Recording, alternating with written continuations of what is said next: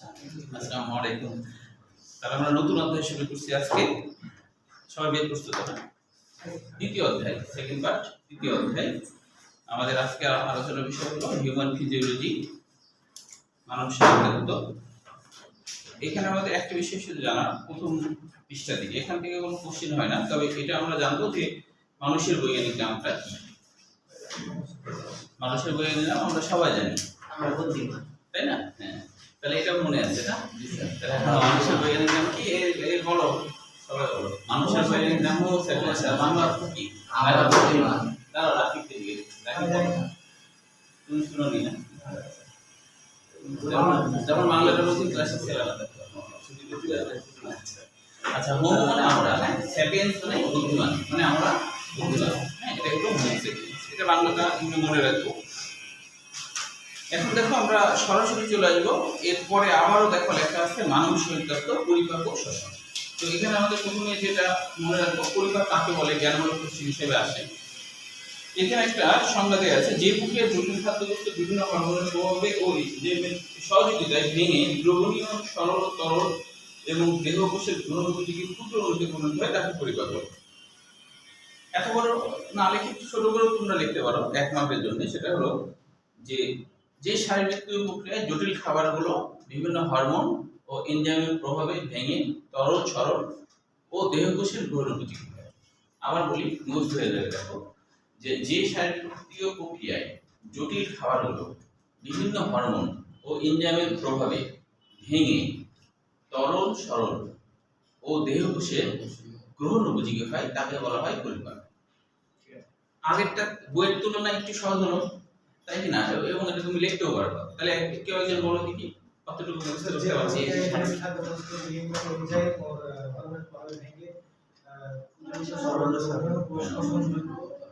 দেহকোষের হ্যাঁ, একটু হয়ে গেল, তাই না? এটা লিখলেই হবে।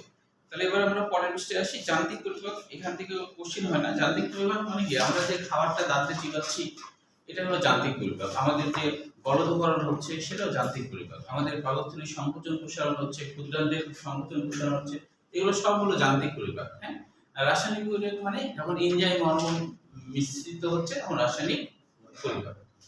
তাহলে এখন আমরা দেখি যে পরের পৃষ্ঠায় দেখো, পৌষ্টিক নালী। এখানে পৌষ্টিক নালীর দৈর্ঘ্য কত মিটার, এটা মনে রাখবো এমসিকিউর জন্য। দেখো, পৌষ্টিক নালীর দৈর্ঘ্য 8 থেকে 10 মিটার। এরপরে আসছে পৌষ্টিক তন্ত্র। এই পৌষ্টিক তন্ত্রের মধ্যে দেখো গলবিলের দৈর্ঘ্য কত। এখানে পাশাপাশি গলবিলটা মনে রাখতে, পাশাপাশি আরেকটা জিনিস মনে রাখতে পারো, সেটা হলো ডিউডেনাম। ডিউডেনাম আছে দেখো ক্ষুদ্রান্তের নিচে। অন্ননালী মনে রাখবো, অন্ননালী না, গলবিল না, অন্ননালী যেটা আছে, অন্ননালী কত? 23 থেকে 25 সেন্টিমিটার। একইভাবে আমাদের ডিউডেনাম যেটা, সেটাও 23 থেকে 25 সেন্টিমিটার। মানে এটার মিল আছে, বুঝলি? ডিউডেনাম লেখা নাই, কিন্তু অন্য বই আছে। তাহলে অন্ননালী যত বড়, ডিউডেনাম অত বড়। হ্যাঁ, লিখে নাও। পাকস্থলীর দৈর্ঘ্য কত, বুঝতে কত। তারপরে হলো ক্ষুদ্র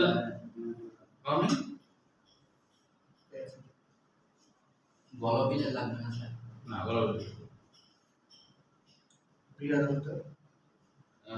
বৃহদান্ত, হ্যাঁ, বৃহদান্ত লাগবে, ক্ষুদ্রান্ত লাগবে। শুধু ক্ষুদ্রান্ত কত? তাহলে আমরা তো জানি পৌষ্টিক তন্ত্র যখন বলবে, তখন হলো পৌষ্টিক নালী আর পৌষ্টিক গ্রন্থি, এই দুটোকে একসাথে বলা হবে পৌষ্টিক তন্ত্র।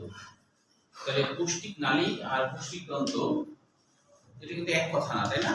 পৌষ্টিক নালী আর পৌষ্টিক তন্ত্র এক কথা না। যখন আমরা বলবো পৌষ্টিক নালী, তখন মুখ থেকে পায়ে পর্যন্ত, তখন মুখ থেকে পায়ে পর্যন্ত হলো পৌষ্টিক নালী। আর যখন বলবো পৌষ্টিক গ্রন্থি বা পরিপাক, না, যখন বলবো পরিপাক তন্ত্র বা পৌষ্টিক তন্ত্র, তখন কিন্তু দুটো একসাথে হবে। অর্থাৎ পৌষ্টিক নালী ও পৌষ্টিক গ্রন্থি, বুঝা গেল কি? যখন বুঝলে আবার বলি, যখন আমি বলবো যে পরিপাক তন্ত্র বা পৌষ্টিক তন্ত্র, হ্যাঁ, পৌষ্টিক তন্ত্র কেন? পুষ্টি, এখানে পুষ্টি জাতীয় খাবারগুলো আমাদের দেহ কোষের মধ্যে প্রবেশ করে, এই জন্য এর নাম হলো পৌষ্টিক তন্ত্র। আচ্ছা, পরিপাক তন্ত্র বা পৌষ্টিক তন্ত্র দুইটাই একই কথা। পরিপাক তন্ত্র বলতে যা বোঝায়, পৌষ্টিক তন্ত্র বলতে তাই বোঝায়। কিন্তু আমি যদি বলি পৌষ্টিক নালী বা পরিপাক নালী, তাহলে কিন্তু একটু আলাদা হয়ে গেল। কি আলাদা? যখন বলবো পরিপাক নালী বা পৌষ্টিক নালী, তখন আমাদের মুখ থেকে পায়ে পর্যন্ত সম্পূর্ণ নালীটা হলো পৌষ্টিক নালী বা পরিপাক নালী। বুঝতে পেরেছো? বুঝতে পেরেছো? আর যখন বলবো পৌষ্টিক তন্ত্র বা পরিপাক তন্ত্র, তখন বোঝাবে সবকিছু, অর্থাৎ হলো মুখ থেকে পায়ে পর্যন্ত পৌষ্টিক নালী এবং আমাদের গ্রন্থি সমূহ। বুঝা গেল? পরিপাকের যে গ্রন্থি আছে সেই গ্রন্থি সমূহ। বুঝতে পেরেছো? যেমন আমাদের মুখের মধ্যে যে গ্রন্থিগুলো আছে না, এইটা পাকস্থলীতে যে গ্রন্থি আছে সেইটা, ক্ষুদ্রান্তের মধ্যে যে গ্রন্থি আছে সেইগুলা, আবার যকৃৎ, অগ্নাশয় এর মধ্যে যে গ্রন্থি আছে এই সব। তার মানে গ্রন্থি আর নালী সব মিলে পুষ্টিক তন্ত্র বা পরিপাক তন্ত্র। কারণ কি, আমাদের যে পরিপাক হয় সেটা কি শুধু মুখ থেকে পায়ে পর্যন্ত এইটুকুর মধ্যে পরিপাক হয়, নাকি যকৃৎও ভূমিকা রাখে, আমাদের মুখ বিবরে যে গ্রন্থি আছে সেই ভূমিকা রাখে, অগ্নাশয় ভূমিকা রাখে। সেজন্য পুষ্টিক তন্ত্র বলতে দুইটাই বোঝাবে, পরিপাক নালী এবং পুষ্টিক গ্রন্থি। বুঝা গেল কি? বুঝতে পারছো এখন? তাহলে হলো দুইটার মধ্যে পার্থক্য। এই জন্য দেখো পৌষ্টিক তন্ত্রকে দুই ভাগে ভাগ করছে, একটা পৌষ্টিক নালী আর একটা হলো পৌষ্টিক গ্রন্থি। তাহলে এখান থেকে এমসিকিউ জন্য একটু করব। আচ্ছা, পরীক্ষায় ছবি অঙ্কন করা আসছে না যদিও, তারপর আমরা একটু হালকা পাতলা আঁকবো বোঝার সুবিধার জন্য, হ্যাঁ, কিন্তু পরীক্ষার জন্য প্র্যাকটিস না করলেও চলবে। এখন দেখো যে পরের পৃষ্ঠায় কোন কোন খাবার হজম ছাড়াই সরাসরি আমাদের দেহকোষে চলে যায় 4 থেকে 6 পর্যন্ত, অর্থাৎ ভিটামিন হজম না করলেও, হজম করা লাগে না আর কি। আমরা যদি কোনো ভিটামিন ওষুধ খাই, আমাদের পাকস্থলীতে যখন এই ভিটামিন ওষুধটা যায় তখন এই রক্ত কি করে ওই ভিটামিনটা দেহকোষের মধ্যে ঢুকায় নেয়। বুঝতে পারছো? প্রথমে রক্তে মিশে তারপর কোষে কোষে চলে যায়। তাহলে ভিটামিনটা হজম হয় না। তারপর আর কি হজম হয় না? খনিজ লবণ, এটাও হজম হয় না।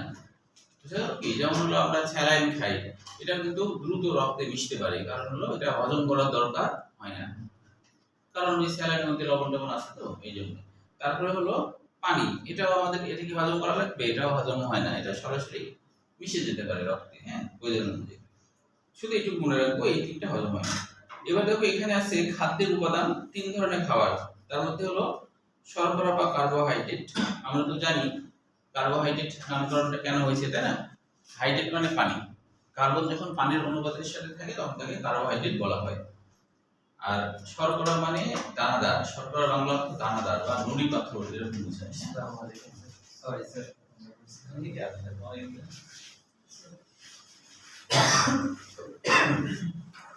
আচ্ছা, তাহলে হচ্ছে শর্করা জাতীয় খাবার পরিপাকে এনজাইম, এনজাইমগুলোর নাম মনে রাখতে হবে এমসিকিউর জন্য।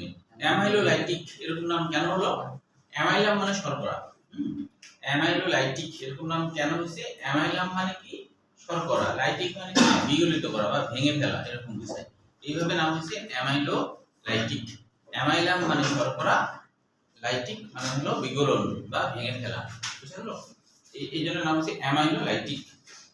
তাহলে এখানে এনজাইমগুলো, এই এনজাইমগুলো মনে রাখো যে শর্করা ভাঙতে কি কি এনজাইম ব্যবহার হয় সেটার কথা বলছে। তারপরে আমিন বা প্রোটিন, প্রোটিওলাইটিক নাম কেন হলো বুঝতে পারছো? প্রোটিন যোগ লাইটিক, লাইটিক মানে ভেঙে ফেলা বা বিগলন করা, এই জন্য এরকম নাম হয়েছে। আর এর উৎপন্ন দ্রব্য কি সেটা মনে রাখবো। এরপরে স্নেহ দ্রব্য বা লিপিড জাতীয় পদার্থ লাইপোলাইটিক, এই যে লিপিড যোগ লাইটিক, লিপিড মানে তেল বা চর্বি জাতীয় পদার্থ, সেটাকে লাইটিক করা, ভেঙে ফেলা, কি কি এনজাইম দিয়ে ভাঙে এমসিকিউর জন্য পড়বো। এবার আমরা পরের পৃষ্ঠায় চলে আসি, মুখ বিবরে খাদ্য পরিপাক। দেখো মুখ বিবরে খাদ্য পরিপাকে প্রথমে মনে রাখতে হবে, এটা তো আগেও ছিল, মুখ থেকে পায়ে পর্যন্ত এটা লম্বা কত? 8 থেকে 10 মিটার। এরপরে দেখো এমসিকিউর জন্য এখানে পড়তে হবে একটা বিষয়, সেটা হলো যে আমাদের আলজিভ জিনিসটা আসলে কি। মুখ গহ্বরের, দেখো যে মুখ গহ্বরের ঊর্ধ্ব প্রাচীর তালুর অস্থি ও পেশি দিয়ে, সামনের প্রাচীর ঠোঁটের পেশি দিয়ে, এবং এগুলো দরকার নাই, সরাসরি আমাদের যেটা মনে রাখতে হবে যে কমল তালুর পিছনের প্রান্তের মধ্যভাগ একটি পেশর আলজিভ মুখ গহ্বরে ঝুলে থাকে। এটা হলো, তুমি যে মুখ হা করো, মুখ যদি হা করো তাহলে দেখতে পারো। মনে করো যে এটা আমাদের মুখের অংশ, হ্যাঁ, তো তুমি যদি মুখ হা করো, ধরো আমাদের এই জায়গাটাতে, মুখ এইখানে এই জায়গাটাতে আমাদের একটা অংশ থাকে, যেটা হচ্ছে আমাদের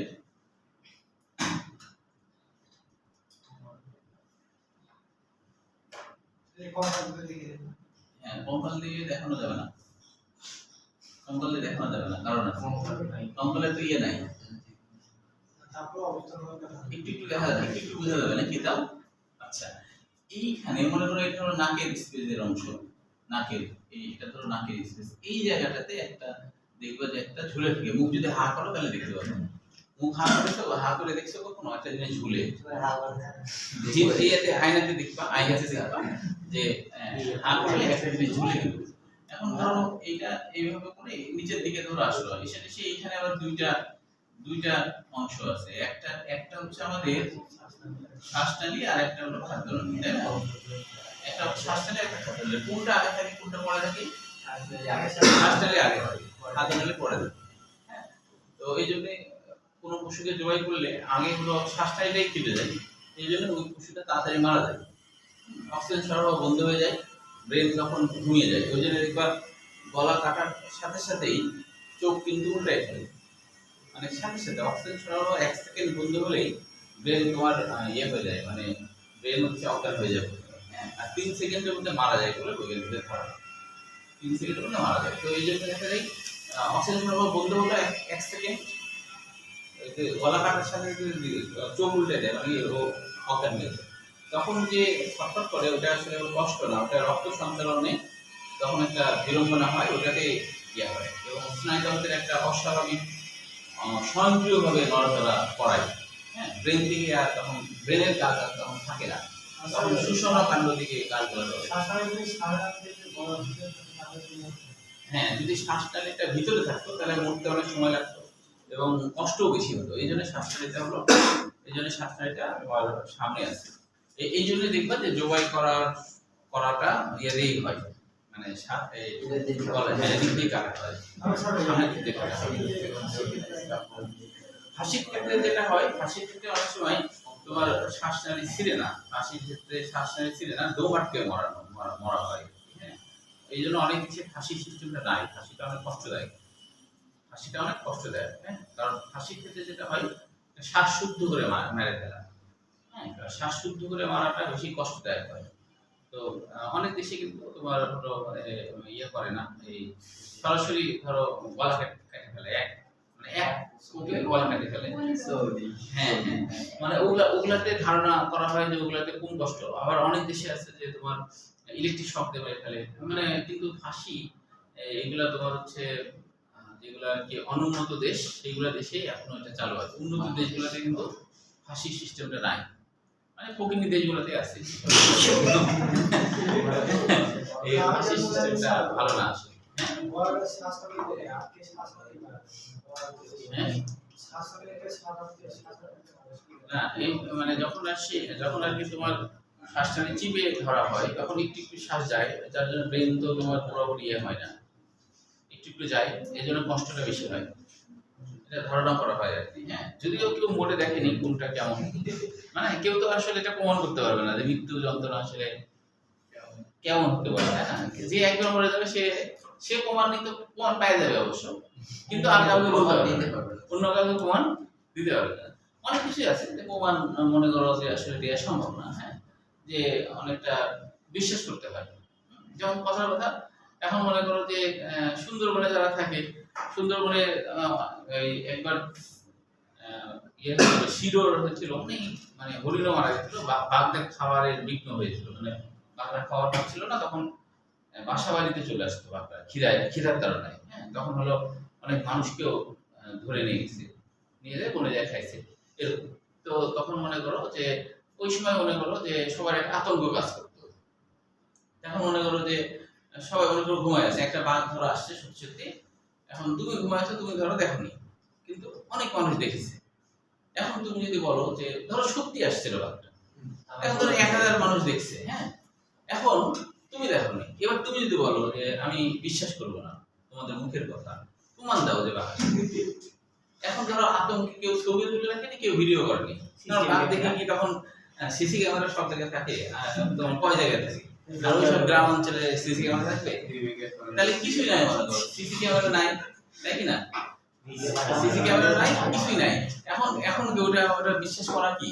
ওই যে কতজন মানুষ বলছে ওইটার ছাড়া আর বিশ্বাস করার কোনো উপায় আছে? তাই কি না? আর বিশ্বাস করার কোনো উপায় নাই, ঠিক কিনা? অনেক কিছু আছে যে যেটা কিন্তু আসলে প্রমাণ করা সম্ভব না, ওটা মুখের কথাই বিশ্বাস করতে হয়। তাদের উপায় আছে, তাছাড়া কিন্তু আর কোনো উপায় নাই এরকম। এখন মোবাইল থাকলে উপায় থাকে, মানে ইয়ে না হলে, যেমন বাসার কাছে এখন একজন বলছে যে স্যার আমার ছুটি লাগবে কারণ আমার এলাকাতে খুব বৃষ্টি হচ্ছে। এখন ওর বন্ধুরা ছিল, তো ওর বন্ধুরা বলছে তোর এলাকায় সত্যি বৃষ্টি হচ্ছে, তুই হলো একটু ভিডিও করে এই গ্রুপে পাঠা, সত্যি বৃষ্টি হচ্ছে দেখবো। তাহলে এটা প্রমাণ করার সুযোগ আছে, তাই না? তাহলে ওর যদি মোবাইল না থাকতো তাহলে আবার প্রমাণ করার সুযোগ ছিল না, তখন ওই বাধ্য হয়ে সত্যি বৃষ্টি ছবি পাঠালো। ওর বন্ধুরা ইয়ে করতে না, বলছে যে বিশ্বাস করতে না, এই আর কি। তাহলে সবকিছু প্রমাণ থাকে না। আচ্ছা, তাহলে এখানে একটা এই জিনিসটার নাম হলো আল জিহবা। এটার নাম কি? আল জিহবা বা উহুলা বলা হয়। উহুলা উহুলা বা আলজিব বা আল জিহবা বলা হয়। আলজিব বা আল জিহবা বলা হয়। হ্যাঁ, আলজিব বা আল জিহবা হবে। উহুলা বলা হয়। এটার বাংলা অর্থ আসলে আলজিব না, এটার বাংলা অর্থ হলো আঙ্গুল। এর বাংলা অর্থ কি? আঙ্গুল। দেখতে আঙ্গুলের মতো, তাই এর নাম হলো আঙ্গুল।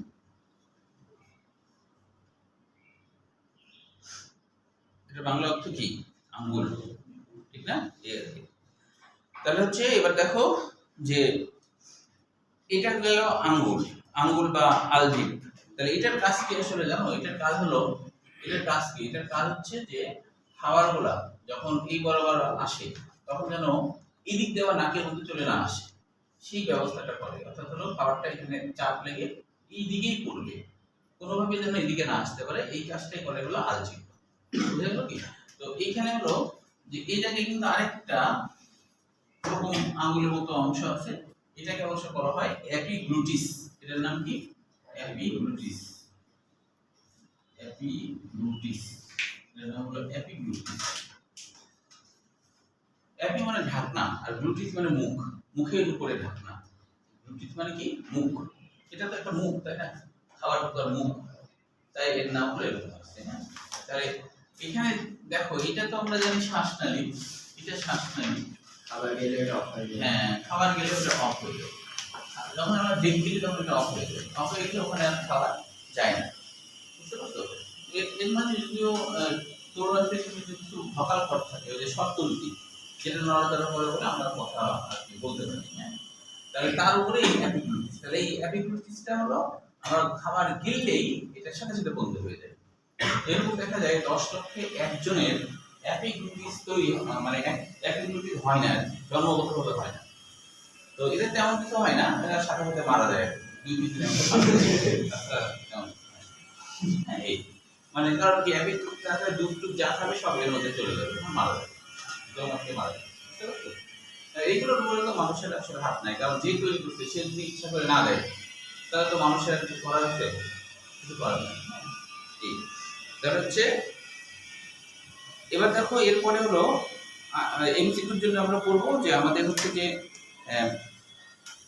পৃষ্ঠতলে ফ্লাক্স আকৃতির সাতকুড়ি থাকে, ফ্লাক্স আকৃতির সাতকুড়ি থাকে। ফ্লাক্স আকৃতির মানে কেমন আকৃতি? ফ্লাক্স আকৃতির সাতকুড়ি থাকে। জিওভাই সাধারণত 10,000 সাতকুড়ি থাকে, এটা এমসিকিউ হিসেবে উঠতে হবে। হ্যাঁ, তারপরে হলো এখানে একটা বিষয় খেয়াল করো, এখানে দিয়ে আছে কোন জায়গার স্নায়ুগুলা কি ধরনের স্বাদ নেয়। খেয়াল করো, এখানে হলো ভিতরের দিকে তিক্ততা, তারপর দুই পাশে অম্লতা, আর একবারে সামনের দিকে মিষ্টতা, দুই পাশে লবণাক্ততা। কিন্তু মিডিলে আরেকটা আছে, সেটা হলো উমামি বলা হয়। এটা হলো মাছ মাংসের টেস্ট নেয়, উমামি। এটাকে বলা হয় উমামি, এটাকে বলা হয় উমামি। হ্যাঁ, মানে মাছ মাংসের টেস্ট নেয়। ঝাল জাতীয় জিনিস। ঝালটা আসলে কোনো ইয়ে না, এটা হলো আমাদের তাপমাত্রা বেড়ে দেয়। হ্যাঁ, ঝাল হলো এমন এক ধরনের রাসায়নিক উপাদান যেটার কারণে জিহ্বাতে লাগলে কি হয়, আমাদের তাপমাত্রা বেড়ে যায়। এই কারণে দেখবা তোমার যদি ঝাল লাগে, তুমি যদি গরম দুধ খাও, ঝাল আরো বাড়বে না কমবে? বেড়ে যায়। আর পানি খেলে কেন কমে? পানি খেলে তাপমাত্রা কমে, ওই যে গরমের সাথে পানি, ঠান্ডা পানি খেতে হবে। হ্যাঁ, ঠান্ডা পানি খেলে দেখবা যে পানি যখন মুখে রাখবা তখন তোমার ঝাল অতটা লাগবে না। লাগবে না, তাই না? তো এই জন্য আর কি, এটা হলো তাপমাত্রা বেড়ে যায়, এটা ঝালের আলাদা কোনো কিছু নাই। তারপরে উমামিটা হলো মিডিল পয়েন্টে, জিহ্বার মাঝে যেটা থাকে, জিহ্বার মিডিল পয়েন্টটা চিহ্নিত করো। এই যে মিডিল, দেখো একটা দাগ আছে, ওই দাগ বরাবর মিডিল জায়গাটা, যে এইটা, হ্যাঁ এই যে দাঁত বরাবর এই জায়গাটা, এই জায়গাটা হলো, এই জায়গাটা হচ্ছে উমামিয়া, এই জায়গাটা হলো উমামিয়া, এই জায়গাটাই হলো উমামিয়া। বুঝতে পারছো স্যার? এই জায়গাটা হলো উমামিয়া।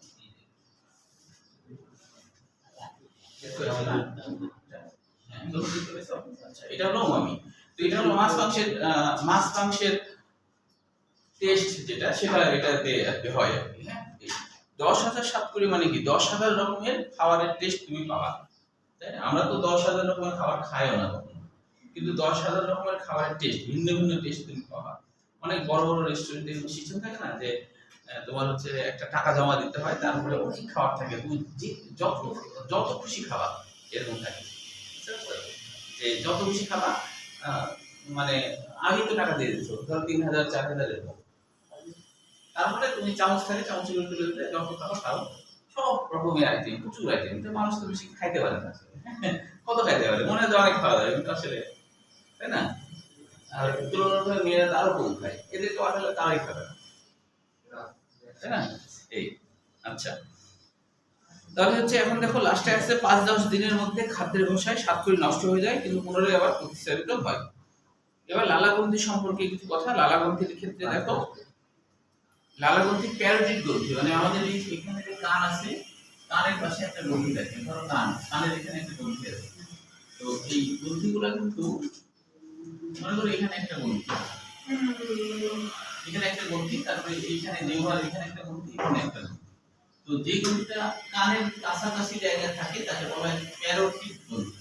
প্যারোটিড, প্যারোটিডের বাংলা অর্থ কি কারণ মনে আছে? প্যারোটিডের বাংলা অর্থ দেখো, প্যারা মানে পাশে, প্যারা মানে পাশে, প্যারা মানে পাশে, অটিক মানে গান, কারণ এরা কানের পাশে থাকে তাই এর নাম প্যারোটিড গ্রন্থি। কানের পাশে থাকে তাই এর নাম কি? প্যারোটিড গ্রন্থি। যেহেতু কানের পাশে থাকে, তো বাংলা জানলে তোমার লাভটা কি? হঠাৎ করে পরীক্ষা আসলে প্যারোটিড গ্রন্থি কোথায় আছে, তুমি জানো কানের পাশে আছে, তাহলে তুমি ভুল করে কি অন্য কিছু বলবা? তুমি বলবা নাকের পাশে আছে, বা বলবা যে দুই পায়ের মাঝে থাকে, এইসব বলবা? বলবা না। বাংলা জানলে তুমি অটোমেটিক বুঝবে যে কানের পাশে থাকে, তাই কি না? তাহলে এই জন্য বাংলা জানার দরকারও আছে। তাহলে এবার হচ্ছে এটার নাম কি? সাব লিঙ্গুয়াল গ্রন্থি। এর নাম হলো সাব লিঙ্গুয়াল গ্রন্থি। লিঙ্গুয়াল, সাব মানে তো নিচে জানোই, আর লিঙ্গু মানে হলো জিহ্বা। জিহ্বা, লিঙ্গু কথাটা আসছে ল্যাঙ্গুয়েজ থেকে, জিহ্বাতে আমরা কথাবার্তা বলি না, তাহলে লিঙ্গু মানে হলো জিহ্বা, কথাটা আসছে ল্যাঙ্গুয়েজ থেকে। তাহলে জিহ্বার নিচে, তার মানে এটা জিহ্বার নিচে আছে, তাই বুঝতে পেরেছো? তারপরে আরেকটা গ্রন্থির নাম কি? এটার নাম হলো সাব মেন্ডিবুলার গ্রন্থি। এটার নাম কি? Sub mandibular, sub mandibular, mandibular, sub mandibular গ্রন্থি। তাহলে এখানেও দেখো যে সাব মেন্ডিবুলার, সাব মানে নিচে, মেন্ডিবল মানে চোয়াল, তাই না? মেন্ডিবল কথাটা আসছে হলো মেশিন থেকে। মেশিন মানে কি? নরম শিল। মেশিন বলতে বোঝায় নরম শিল, এটা নড়াচড়া করে। আমাদের এটাই নড়াচড়া করে না? এটা নড়াচড়া করে, তাই না? করছে কিনা? তাহলে এটা নড়াচড়া করছে, তাহলে এটা যে নড়াচড়া করছে এই জন্য এর নাম হলো মেন্ডিবল, মানে মেশিন। মেশিন থেকে মেন্ডিবল কথা আসছে। হ্যাঁ, বাংলা আমরা এটাকে চোয়াল বলি, তাই না? তাহলে হচ্ছে এটা তো নড়াচড়া করে না, এইটা নড়াচড়া করে, তাই এর নাম হলো মেন্ডিবল বা চোয়াল, যেটা হলো মুভমেন্ট করে। বুঝা গেল কি? এখন আমি যখন হাত সরাই দিচ্ছি, তাহলে যদি এটা একা একা এমন এমন করে, তাহলে তোমাদের অবস্থাটা কি হবে? ভয়ে না, কিছু হবে না। হবে না মানে তোমরা দেখা যাচ্ছে যে এই দিক দিয়ে দৌড়তেও ভয় পাবা, জানলা ভেঙে বের হয়ে যাওয়ার চেষ্টা করবো ভয় পেলে। স্যার হ্যাঁ? ভারতীয় হ্যাঁ, ওটা তো করাই যাবে না, কিন্তু কোনো কিছু ছাড়াই মনে করে এর মধ্যে জিন টিন ঢুকে গেছে, আত্মা আত্মা ঢুকে গেছে, দেখায় না টিভিতে অনেক বলতে গেছে, তাহলে কি বলো? আবার এই দিকে দৌড় দিতে যাচ্ছ, দেখা যাচ্ছে তোমার গলা চেপে ধরছে একবারে হাত দিয়ে, তাহলে কি হবে? রাকিব তো জোরে দৌড়াতেও পারবে না। ঠিক না?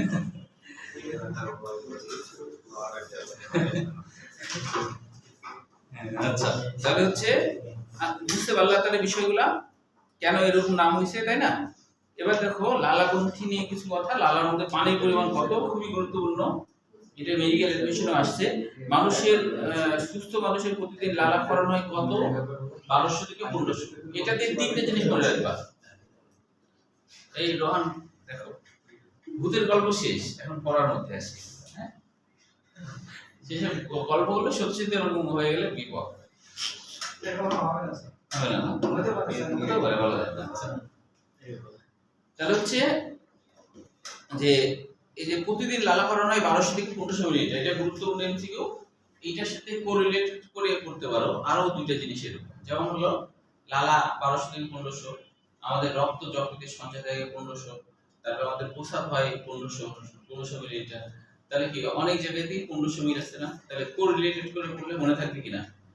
প্রস্রাব 1500 কি বলতে? হ্যাঁ, কি যকৃতে? ও যকৃতে রক্ত 1500, তাহলে লালার ক্ষেত্রে 1200 থেকে 1500, অন্যগুলো সব 1500। তাহলে কোরিলেটেড করে পড়লে মনে থাকবে, ভুল হবে না।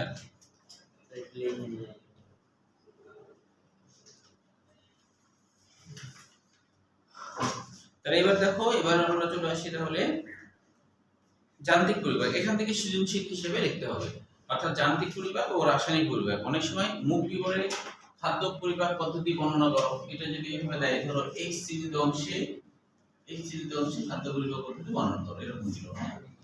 তাহলে তখন আমরা লিখবো, তখন হলো যান্ত্রিক পরিবাহ লিখবো, আবার রাসায়নিক পরিবাহ লিখবো। হ্যাঁ, মানে লিখলেও হবে। রাসায়নিক পরিবাহের যে দুইটা এনজাইম আছে সেটা পরিষ্কারভাবে লিখবো, অন্য কথাগুলো বানায় লিখবো। তার আগে একটু দেখে নিই আমরা। হ্যাঁ, গলবিল কথাটা আমরা তো জানি। গলবিল বলতে আসলে কি বোঝায় জানো? গলবিল বলতে যখনই আমাদের জিহ্বার অংশ শেষ, তারপরে যে ফাঁকা জায়গা আছে না, এই গোটা ফাঁকা জায়গা, অর্থাৎ হলো আমাদের খাদ্যনালীর আগ পর্যন্ত গোটা ফাঁকা জায়গাটাই হলো মুখ গলবিল। তবে নাকের পর থেকে, ধরো এটা নাক, তাহলে নাকের পর থেকে যখন ফাঁকা জায়গা হয় নাসা গলবিল হয়, মুখের পর থেকে ফাঁকা জায়গা মুখ গলবিল হয়।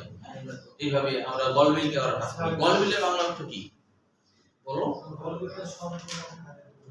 গলবিলের বাংলা অর্থ কি?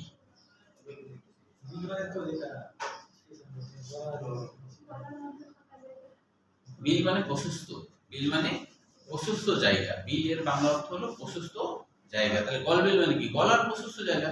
এখানে গলার মধ্যে অনেক প্রশস্ত জায়গা আছে না, তাই এটার নাম হচ্ছে গলবিল। আচ্ছা, তাহলে এখন দেখো যান্ত্রিক ও মানে যখন হচ্ছে আমরা মুখের পর থেকে ফাঁকা জায়গা আসবো, মানে খাদ্যনালীর কাছাকাছি মুখের কাছ থেকে যে অংশটা আসবে সেটাকে আমরা বলবো মুখ গলবিল। আর নাকের পর থেকে যে ফাঁকা জায়গা আসবে সেটার নাম নাসা গলবিল। নাকের পর থেকে ফাঁকা জায়গা নাসা গলবিল, মুখের পর থেকে ফাঁকা জায়গা মুখ গলবিল। বুঝা গেল কি? যেমন নাক দিয়েও খাবার দেওয়া হয় না, জানো কি? ওই যে হাসপাতালে যারা তাই না অজ্ঞান হয়ে আছে, হ্যাঁ,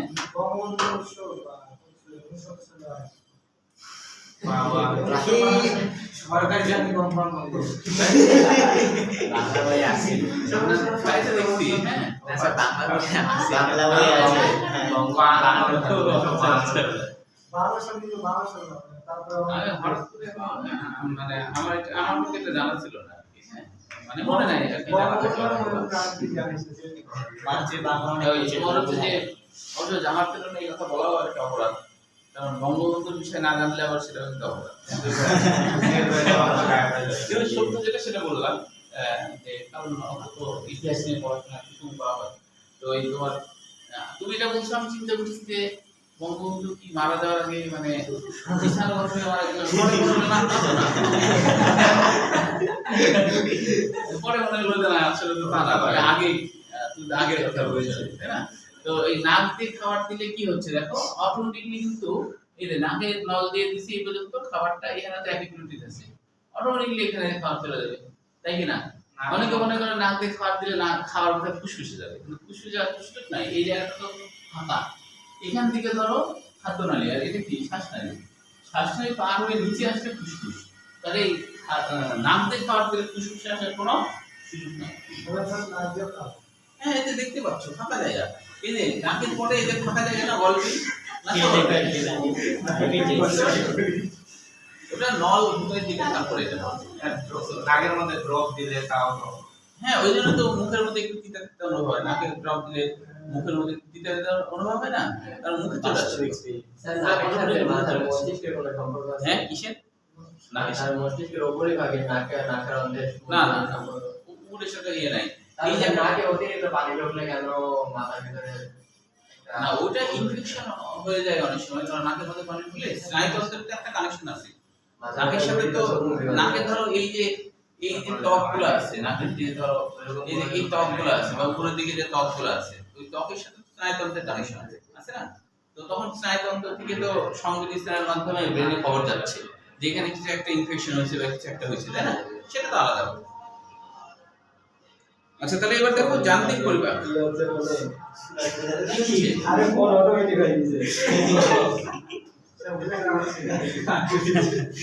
আচ্ছা, দেখো এবার যান্ত্রিক পরিপাক।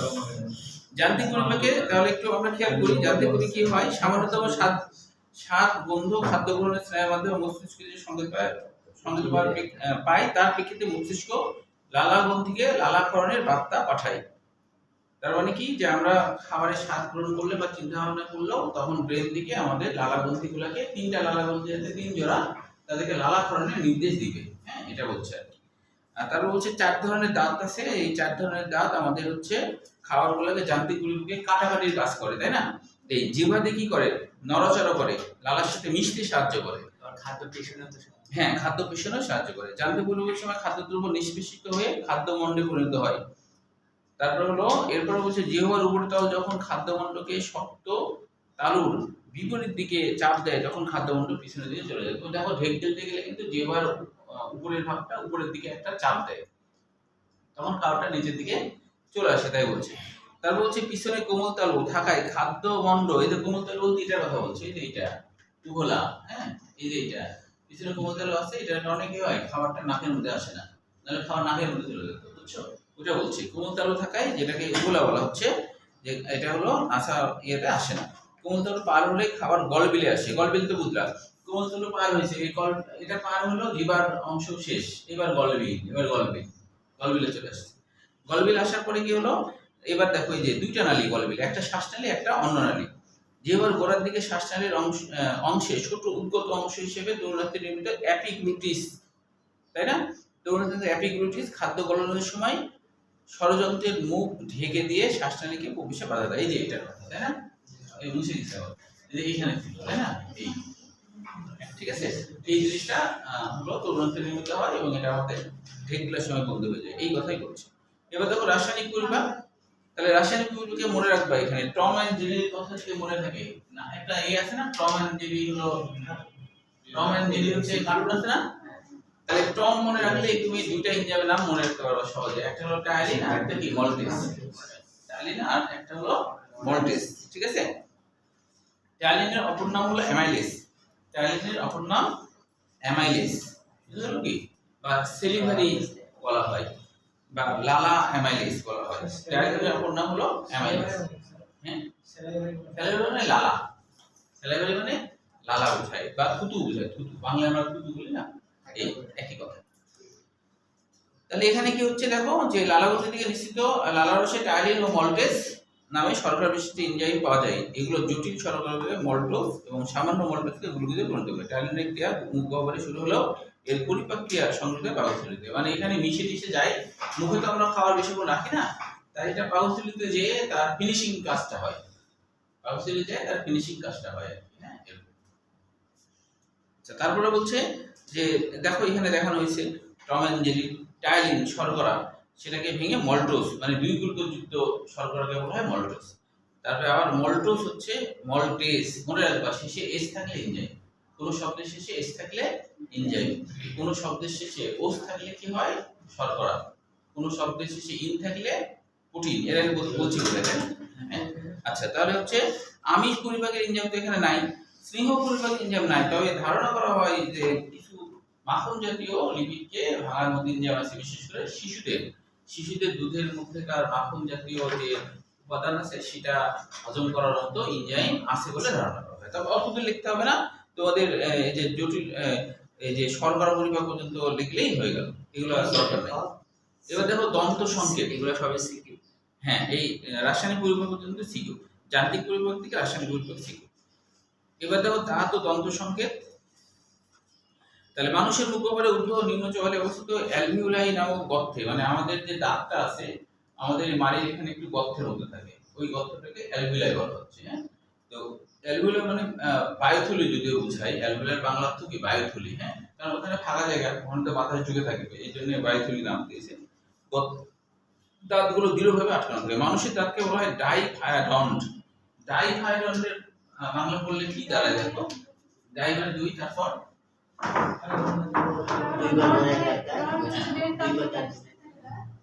আর ফাই মানে ফাই মানে কি?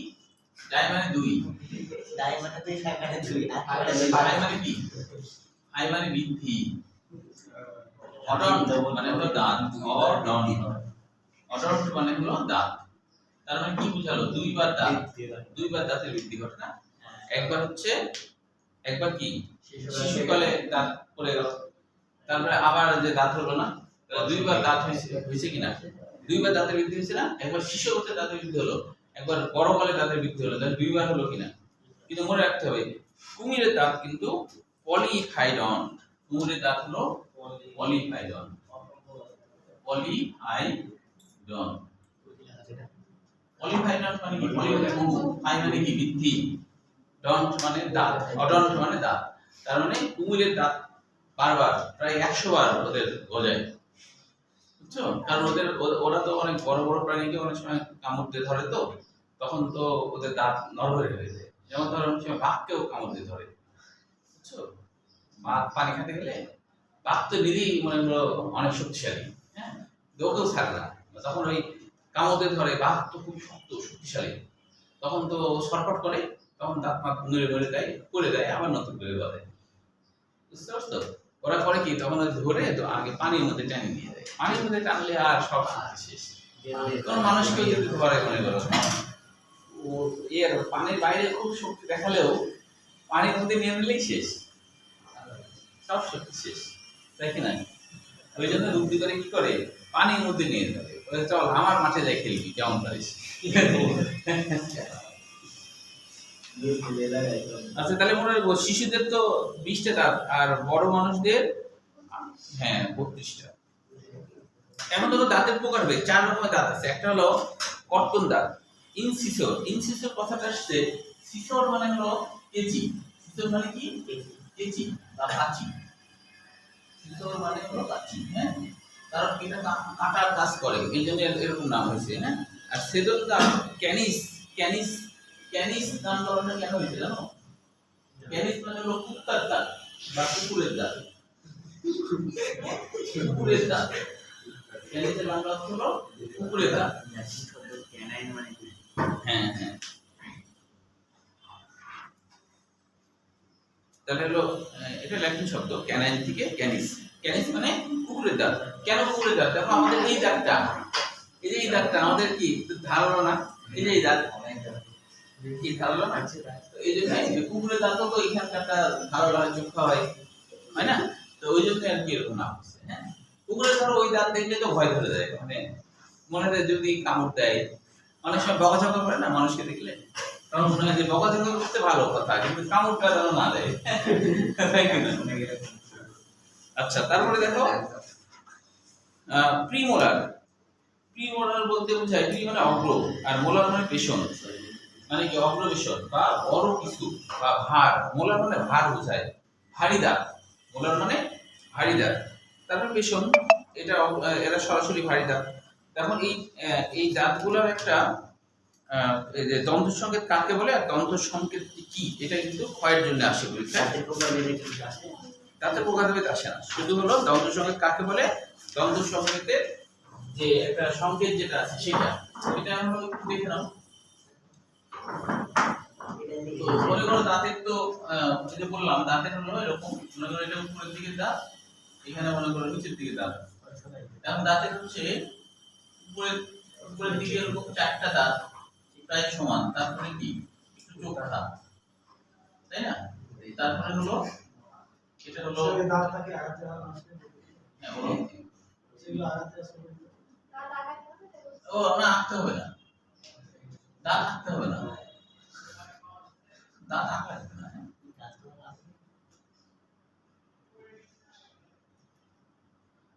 আমি বোঝানোর জন্য আসছি, তোমাদের রাখতে হবে না।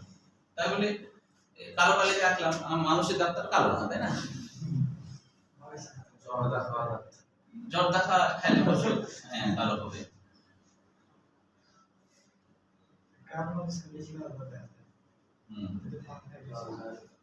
আচ্ছা, এখন হচ্ছে বৈজ্ঞানিকের যে কাজটা করছে, দ্বন্দ্ব সংকেতটা একটা বিষয় খেয়াল করো, উপরের দিকে 16টা দাঁত, নিচের দিকে 16টা দাঁত।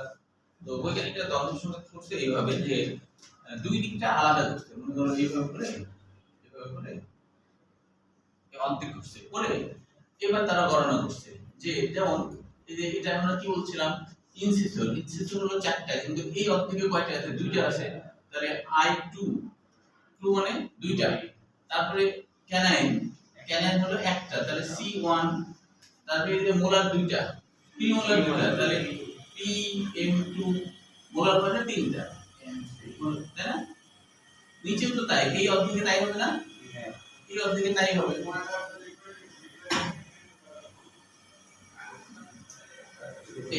ঠিক কি না? ঠান্ডা লেগেছে।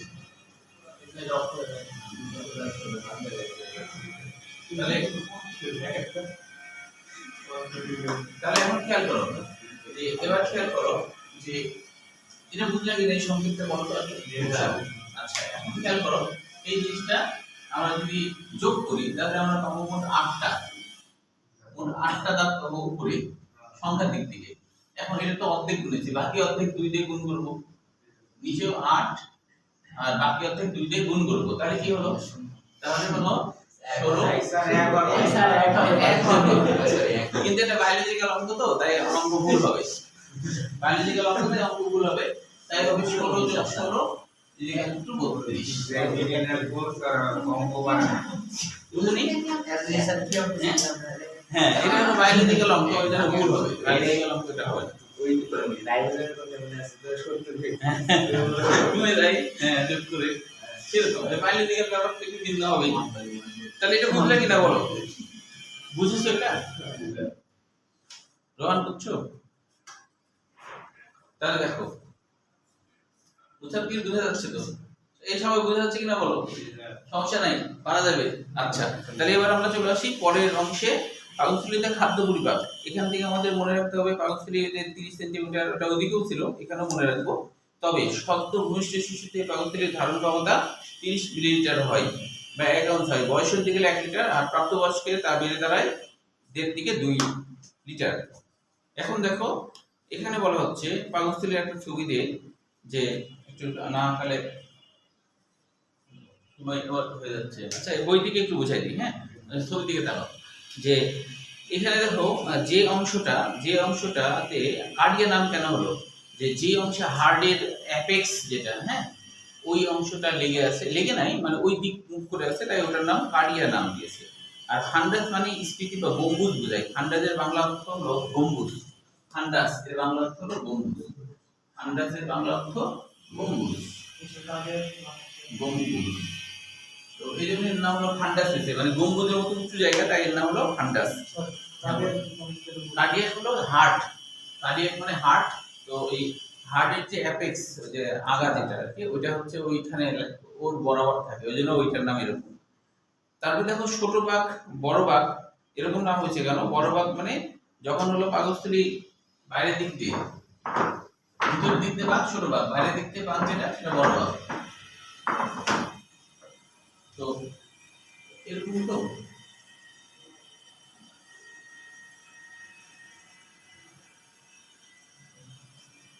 এখন এখানে যে কিছু বিষয় আছে, যেমন এই জায়গাটাতে এভাবে না,